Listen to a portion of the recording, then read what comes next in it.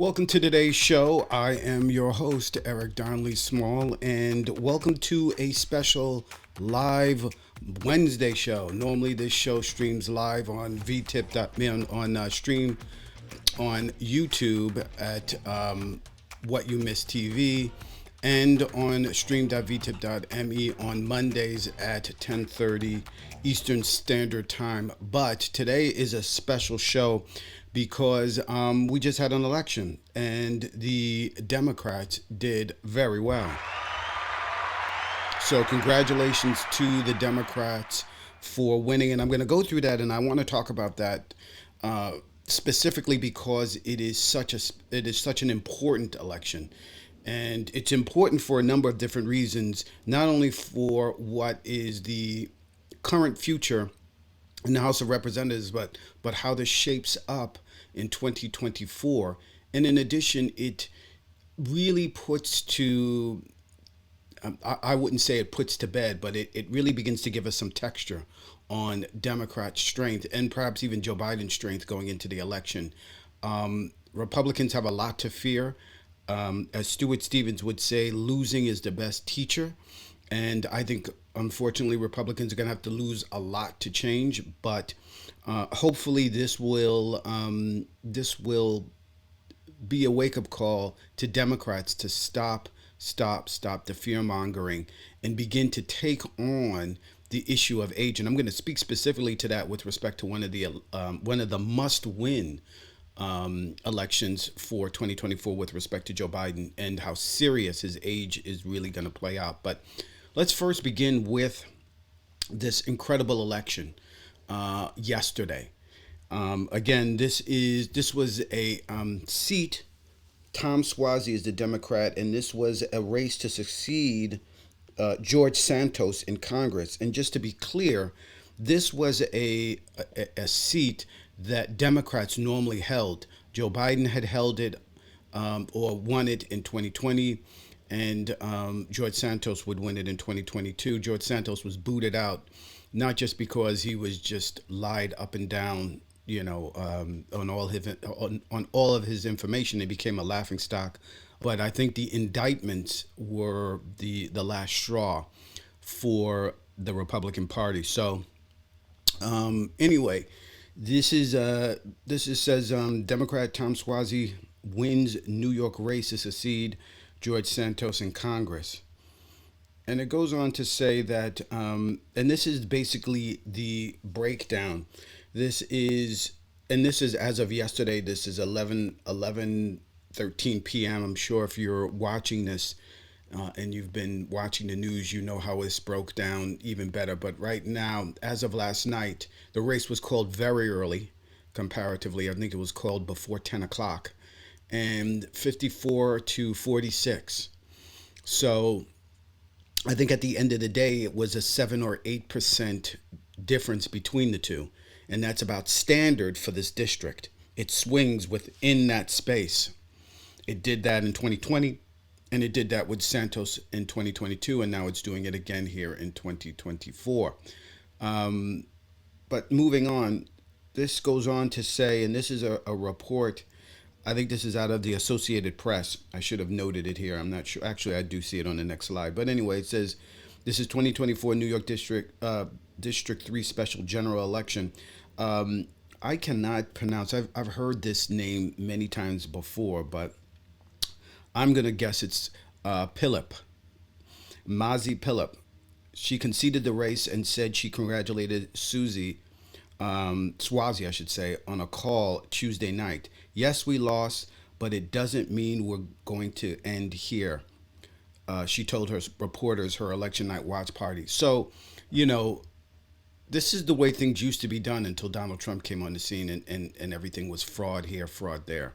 But this was very big of her, I think, to acknowledge early on so that this didn't go way into the night, people waiting. She apparently did not get a call from Donald Trump, or if she did, she ignored it, saying to contest the election. So good on her. And this is from the Associated Press again last night by Anthony Izaguri. These names are like, come on. February 13, 2024. Democrat Tom Suozzi won a special election for a U.S.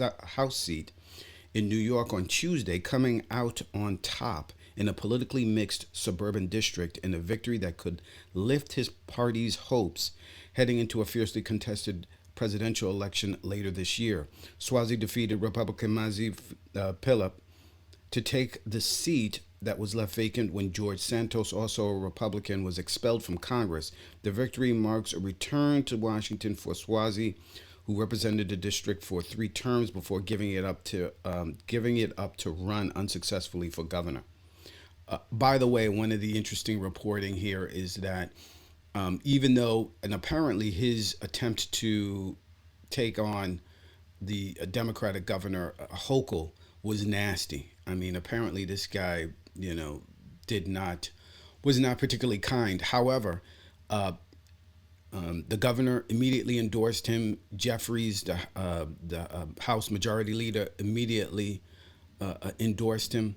So this was the Democrats all rallying around one another to get back this seat. And let's not forget, the election in 2022 that was supposed to be a red wave. It was a red wave in blue states like New York and California, and we lost seats in New York in particular that we had held for a long time. So this was a needed pickup, and this could have significance going forward, both physically, both mentally as well as actual policy as it gets made. But as the Republicans were there impeaching Mayorkas, Democrats were winning elections. And it says, with the win tonight, Democrats have narrowed Republicans' House majority to 219 to 213. That means Republicans will only be able to afford 3 defections on votes going forward. Otherwise, votes will be tied 216, 216 and not pass. I don't know how many people knew that. I did not. But if a vote is tied in the House, it just doesn't pass. I think that's actually true in the Senate as well. So if a vote ties, it doesn't go anywhere. So, for instance, if this election had been done later, or if they had put off the impeachment of Mayorkas until later this week, it wouldn't have passed because Suozzi would have been sworn in and it would have been 216, 216, and it wouldn't have passed because the 3 Republicans that voted against impeachment again yesterday. And if this had been seated, it wouldn't have passed. So, in addition, Democrats now need to flip only 4 Republican-held seats in the 2024 election to take back the House. That's from 5. That was from reporting from 538. That was their live feed on Tuesday. Nathaniel Rakich. That was yesterday, February 13th, 2024. In addition, we have another election that was happening, and this is also needs to give Democrats some sense of hope, more than just hope, but excitement at what is to come. And this is for a number of reasons. Now, this is a local election. This is in Pennsylvania. It's in Bucks County. Now, if you know anything about the elections on election night in Pennsylvania, I remember a great deal of Bucks County. What's his name? Steve Kornacki going on and on about Bucks County. This is a large county, and it's I guess, highly Democratic county that you need to win in order to win Pennsylvania. And what's been happening in Pennsylvania is apparently the state Senate is still in Republican hands, but the House had fallen into Republican hands as well, and it had thwarted the ability for the very popular Democratic governor there from doing anything. But it fell back into Democratic hands, I think, in 2020, but only by 1 seat. This election now gives another seat pad, so there's a 1 seat pad there. So this is the Democrat Jim. I'm not even going to try and butcher his last name, versus Candace, the Republican, and Jim won. And this was, again, pretty early on in the night. Democrats maintain control of Pennsylvania House after Bucks County special election. So, again, one of the things that you're going to hear a lot election night when it comes to Pennsylvania, again, Pennsylvania is a must-win state for Democrats. Republicans don't seem to be having to defend any of their traditionally red states. Only the blue states seem to be wobbly. And it appears as if this Pennsylvania, we need to make sure that Democrats hold on to and win. And things are looking good for a number of reasons. This is point one. And let me go into this story. This is NBC News by Adam Edelman. This is February 13th, 2024. And it says Democrats won a state house special election in Pennsylvania on Tuesday night, preserving the party's narrow majority in the closely watched battleground state, the Associated Press projected. In the race for the open seat in the 140th State House District, Democrat Jim a school board member in Bucks County, defeated Republican Candace Cabanas. His victory gives Democrats a narrow 102 to 100 majority in the state house, preventing another tie in the chamber. The party had a one-seat majority, 102 to 101, before Democrat John Galloway resigned after he won a judgeship in November. So, again, as I said a moment ago, this is going to be important going forward, not only just with respect to policy in the state, but also with respect to making sure that the vote is counted properly, that the no shenanigans go on with respect to passing laws that make it more difficult to vote, that sort of thing. And it's also important to see how Pennsylvania, and particularly the people in this district, view Joe Biden. And apparently they must have done some exit polling on conversation with folks. And this is actually very interesting. Take a look at this. And this is out of CBS News. And it says, the title is Democratic Voters in Philadelphia's competitive Bucks County say they're unconcerned about Biden's age. Looking ahead in November, Democratic voters who appeared at the polls in person on Tuesday felt confident about Mr. Biden's chances of winning Pennsylvania in a potential rematch with Trump, the frontrunner on the GOP nomination. Most who spoke to CBS News dismissed concerns about the president's age, which were brought into the spotlight by special counsel Robert Hur's classified records report.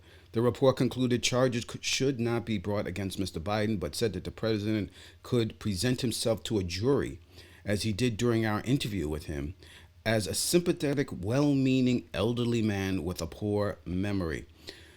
Trump is no spring chicken either. He's not. I really don't think age has anything to do with it. It's about how you treat people, said Rose Kendrick, a Democrat, who felt the economy under Mr. Biden has been on an upward trend. He's 3 years older than Trump, and looking at the amount of mishaps Trump has had, he doesn't know who was in charge of the Capitol when January 6th happened.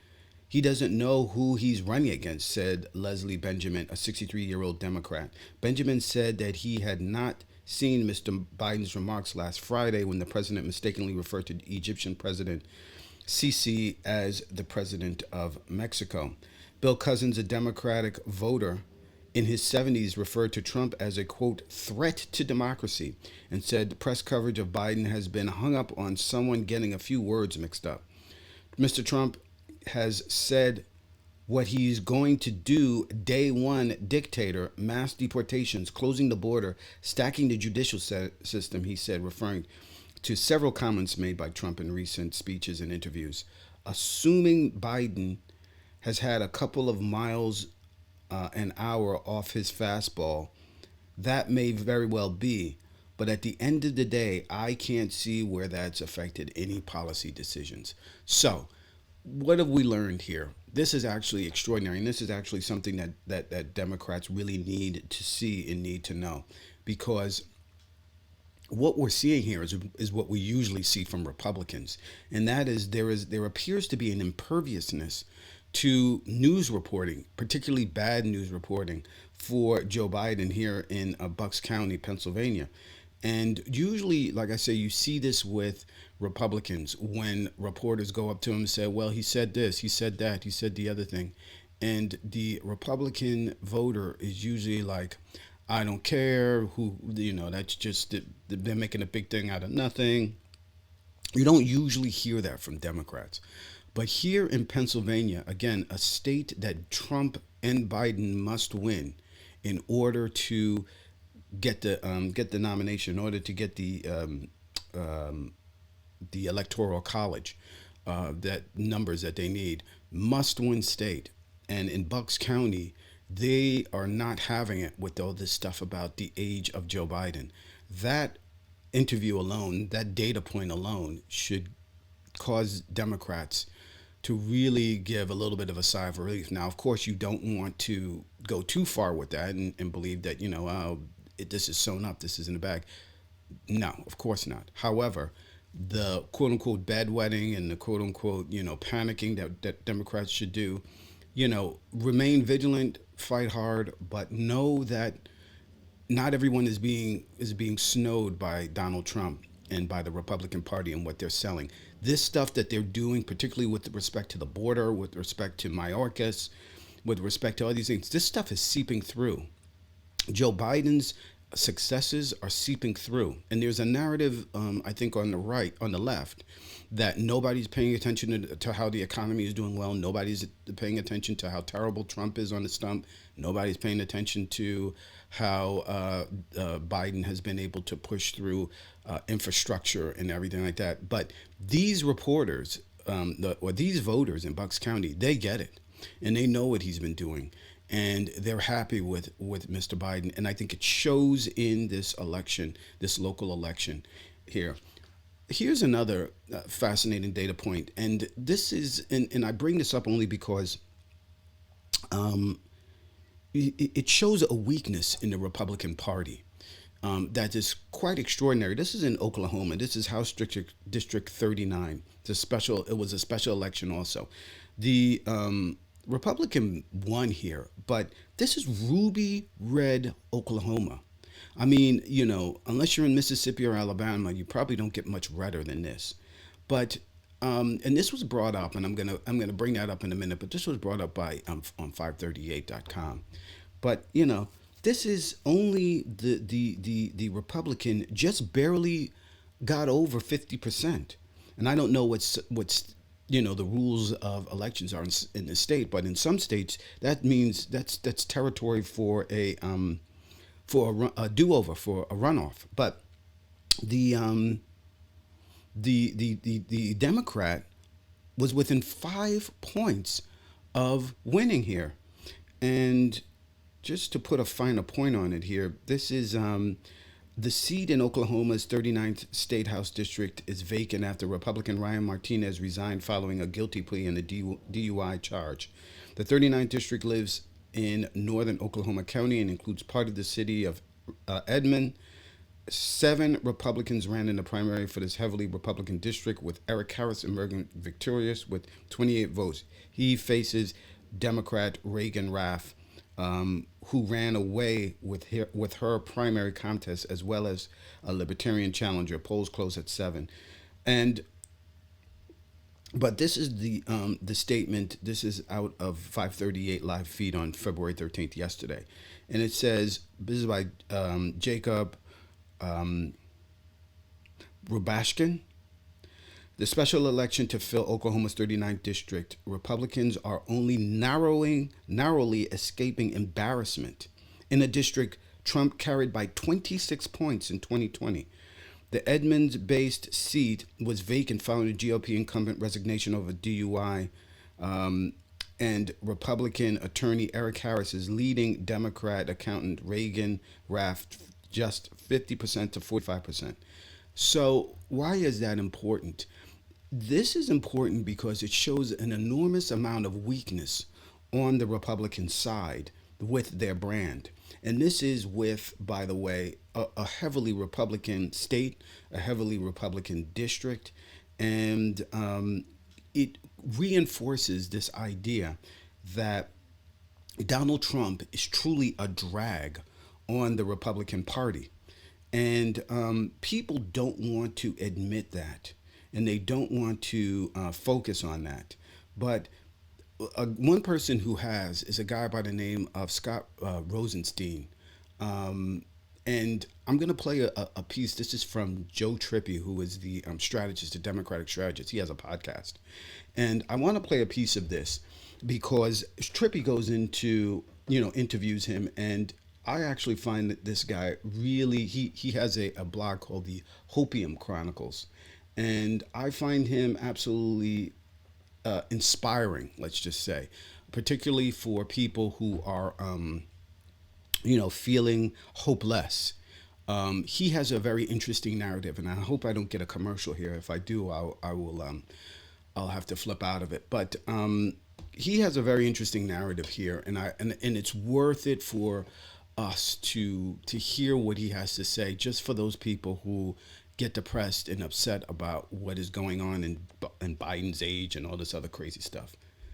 I mean, we got to start on the positive note because overall things are pretty positive. If people have been reading Hopium Chronicles, which we'll include a link in the show notes, they know most of this. But for our listeners, where are you right now overall? Because we get into your piece later about how the campaign should go big and what we need to do on individual things. But give us some context about what you're feeling right now.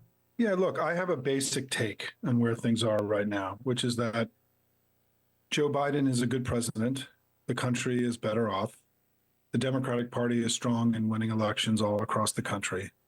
And they have Trump, the most unfit man to ever run for president in American history. And so in every way imaginable, I would much rather be us than them.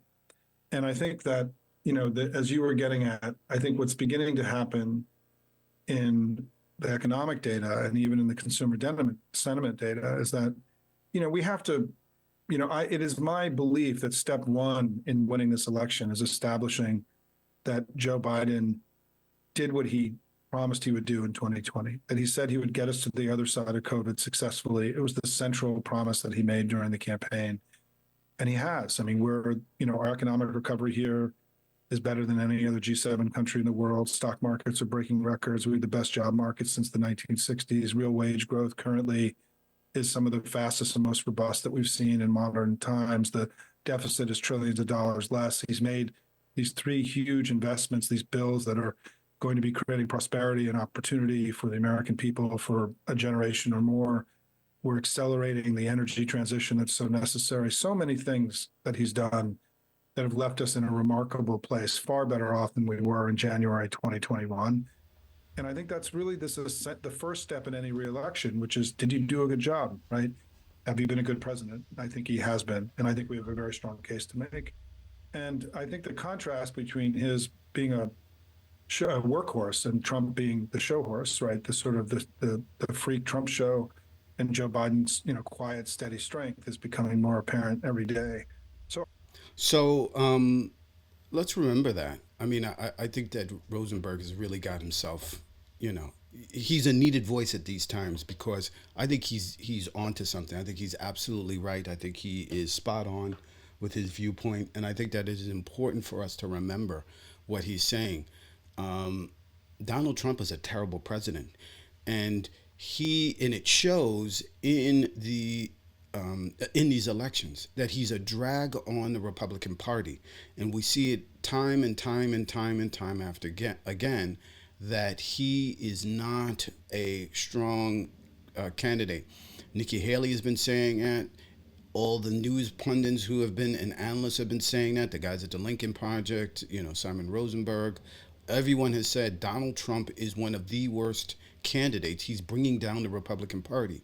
And yet the Republican Party is either nihilistic and they want to see an end to their party, thinking that they'll see, an end to the Democrats, but in fact are seeding their own destruction, or they are so lost, they really have hollowed out, they've got nothing, that all they have left as a governing policy is to be against Democrats, even if that hurts the party, and to hope that the filling up of the courts of a bunch of conservatives will buy them time to figure out a way out of this mess. But he is spot on. He is He is absolutely right.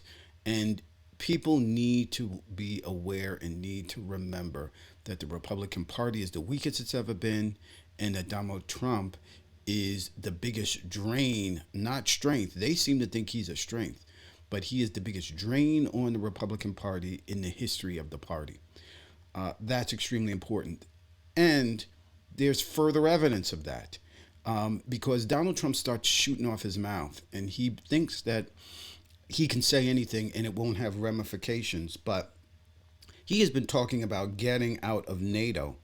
And apparently, you've got a lot of people in the Republican Party in places like Wisconsin that are from Eastern Europe, and parts of Europe and like Poland. And they don't want to see us get out of NATO. They want to see us because, NATO protects Europe. And this is just a piece from, this is, I guess, the local news station. This is the ABC's local news affiliate, talking about the backlash after his NATO comments. And by the way, if you're watching this and you see an abrupt cut and don't see this video, it's probably because I got a copyright strike. And with all my videos, you'll be able to see the full video on stream.vtip.me if you want to watch the piece. And if I had to cut it out, that's where you'll find it. But listen to this piece of video. It's very short, of this piece of reporting out of Wisconsin. Again, Wisconsin is a state they absolutely need. Both Biden and Trump need to win Wisconsin. It is a must-win state. And Donald Trump is not doing himself any favors. Trump is facing backlash for comments he made over the weekend about the security of NATO countries. Trump said that he would encourage Russia to attack NATO countries that don't spend enough money on military defense. His comments also setting off international concern after he said that on Saturday. So that is Donald Trump doubling down and making these comments and getting backlash. And it's important to say, to remember that also out of this, and let me just see, this is another one. Let me see if this might. They continue this is to the face bigger backlash point that I had with regard to Trump. Let me go back here and let's see this. Continued to face backlash, both from world leaders and some members of his own party, after seeming to suggest at a rally this weekend that he would invite Russia to attack NATO allies that don't pay their defense spending commitments. Spectrum News 1 Washington correspondent Reuben Jones brings us the latest on the fallout.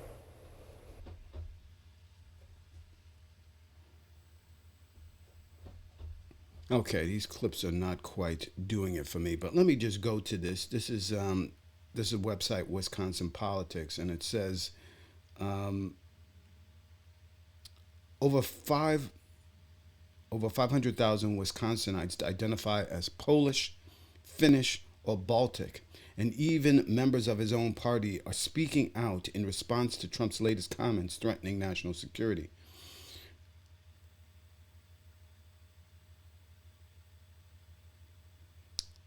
Let me see here.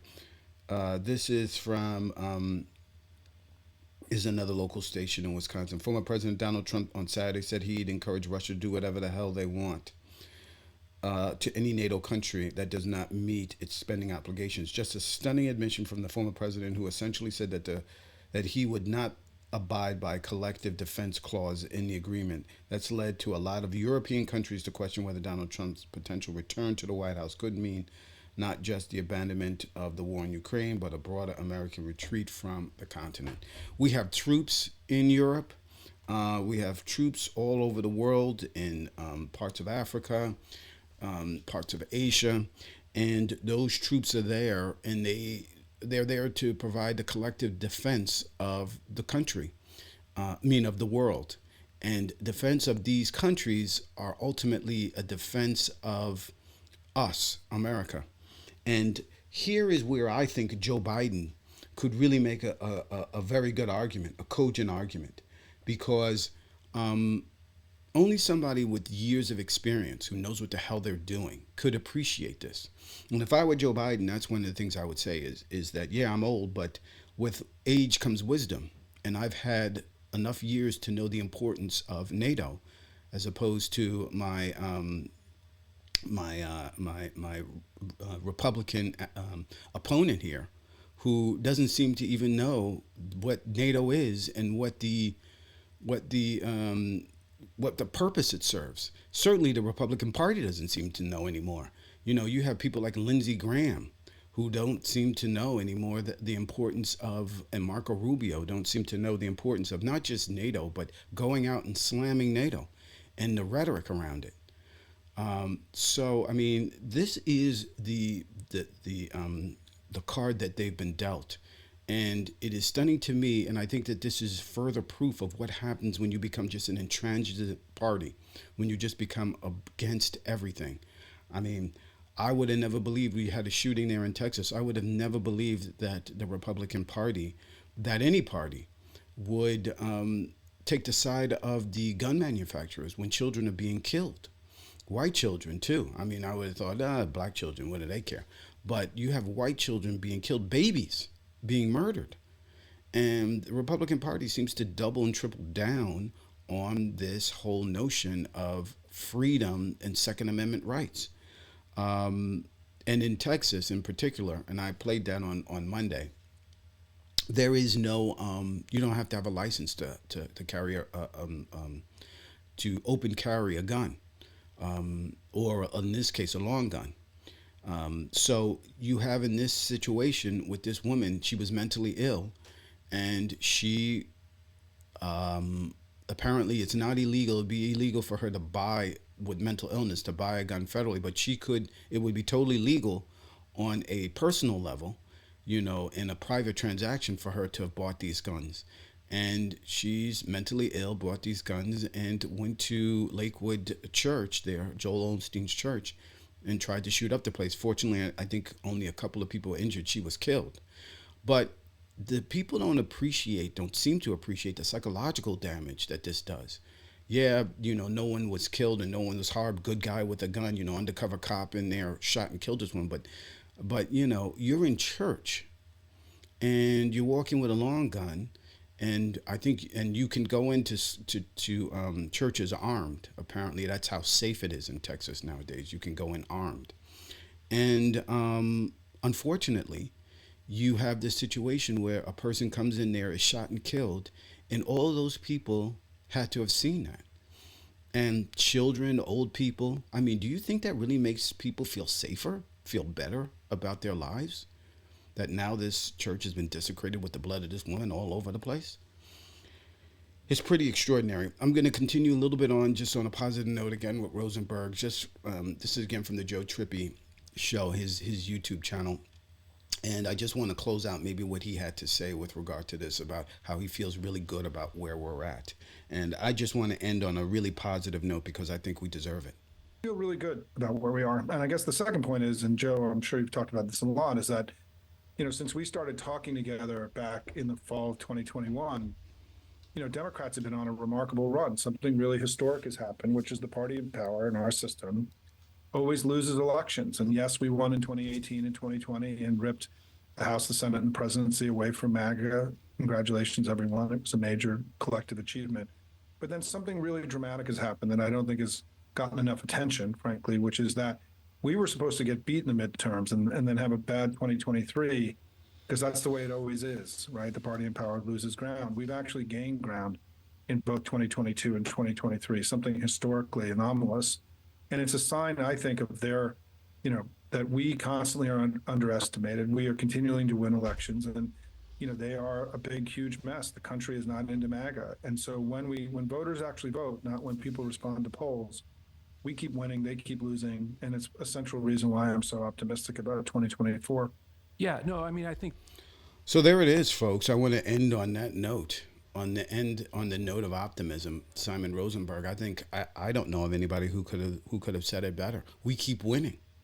We keep winning. The country is not into MAGA. As much as the polling says Donald Trump is up, as much as his sycophantic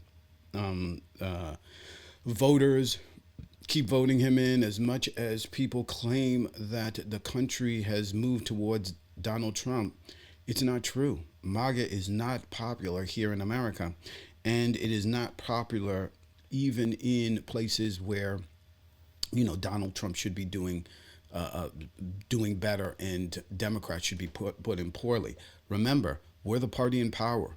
We should be losing elections, and we're not. The Senate will be very interesting. I think the Senate is going to be extremely combative. It's going to be very interesting going forward, depending on the nature of these candidates and how they campaign. Also, it's going to depend on whether we can get immigration under control and how the economy stacks up going forward. But we're in a good place, and Democrats should celebrate that. Thank you very much for watching today's show. Again, you can see this video at our YouTube page. Please like and subscribe. You can take a look at us at What You Missed TV at on our YouTube channel and at stream.vtip.me. Any and all of the videos that are here will be there, and they will be unedited. So there will be some videos that will probably get taken down because of copyright or something like that I don't notice at the time, but they will be in their entirety at stream.vtip.me. Thank you for joining me, and I hope to see you on the next one. Thanks.